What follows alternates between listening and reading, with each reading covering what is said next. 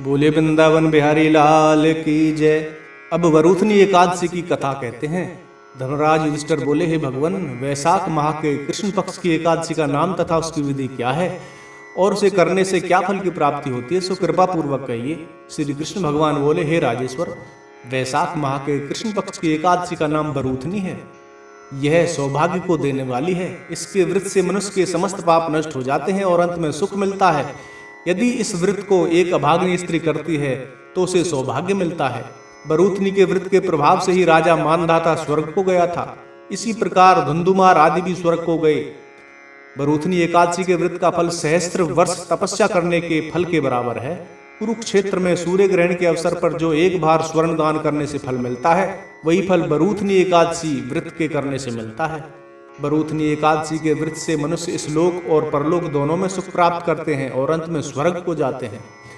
शास्त्रों में कहा गया है कि हाथी का दान घोड़े के दान से और हाथी के दान से भूमि का दान उत्तम है।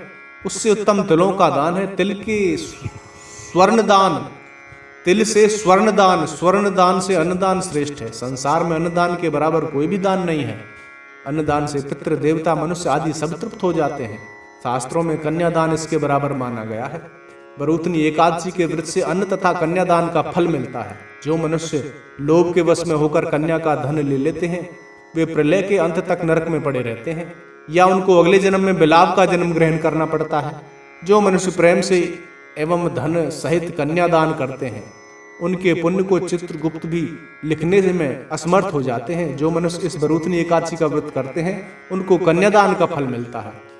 वरूथनी एकादशी का व्रत करने वाले को दशमी के दिन से निम्नलिखित 10 वस्तुओं को त्याग देना चाहिए।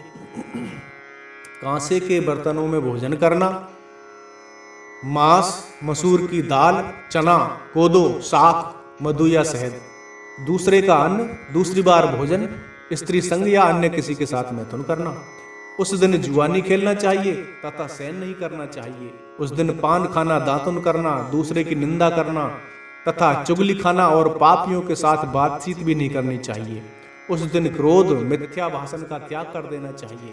इस व्रत में नमक, तेल का तथा अन्न वर्जित है।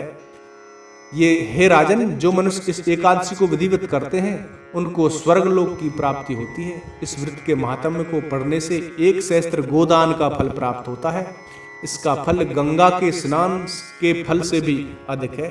इस प्रकार यह वरूथनी एकादशी की कथा संपूर्ण हुई। बोलिए वृंदावन बिहारी लाल की जय। बोलिए एकादशी महारानी की जय।